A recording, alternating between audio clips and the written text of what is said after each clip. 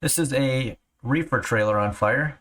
This driver was able to actually disconnect and move the tractor forward and out of the way so he didn't risk damaging the tractor and saved a lot of hassle with having to tow that as well.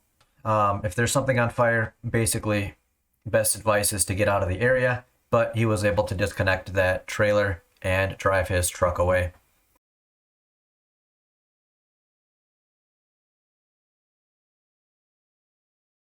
Now I've sped this up quite a bit.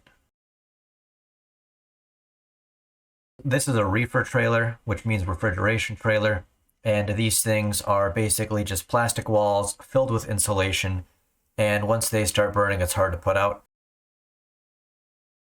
Now, that fire started in the rear, so I'm not sure if it was brakes locking up or he drove on a flat too long, or what happened. It's impossible to really tell from here.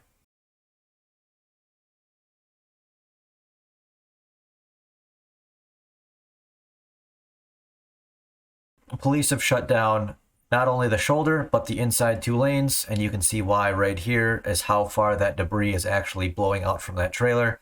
And we basically have the shoulder and two lanes are going to be filled with burning material.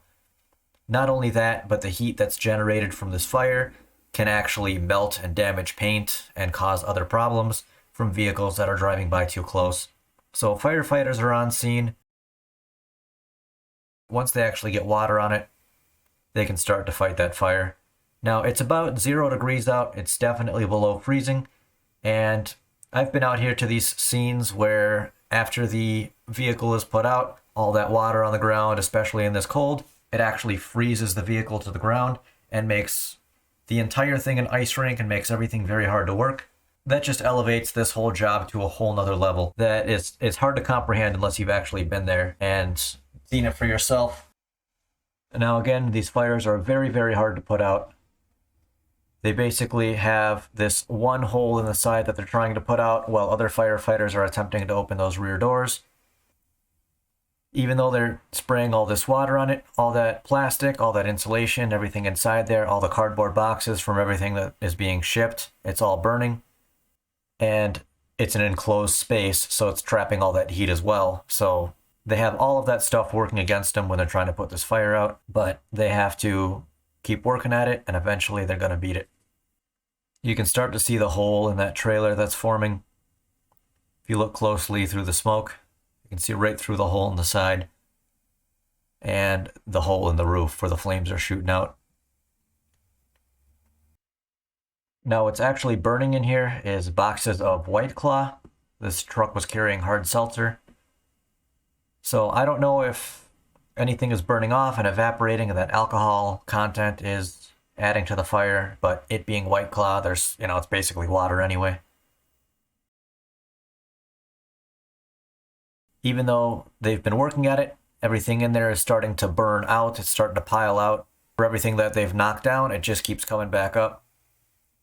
So they really have to get those rear doors open. Now they finally got it knocked down. Some of the smoke is cleared. You can see just how much damage is done to the trailer. Giant hole in the side, giant hole in the roof. Structurally, it is done. There's no way that this thing can even be transported down the highway on its own, under its own weight. That aluminum is going to be all melted, weak, and gone. And obviously those tires, axles, bearings, everything back there is just going to be toast. Normally, if a semi gets in an accident and the trailer's not too damaged, they can put the trailer on a different truck and just roll it away like that. But obviously this one's not going to roll. So in order to deal with something like this, they actually pick it up with a crane, a heavy rotator, and put it on a trailer called a lowboy, which is a flatbed semi-trailer that's just really low. Strap it down and they transport it like that. So this is sped up a ridiculous amount because there is a huge operation involved with just a single lift, just to make sure everything's safe and hooked up properly, everything's lined up. And after it gets on that trailer, then the cleanup begins to actually get all that debris out of the road. And this other truck's going to be dropping off a roll-off trailer, or a roll-off dumpster, and the other half of the job begins, which is the cleanup.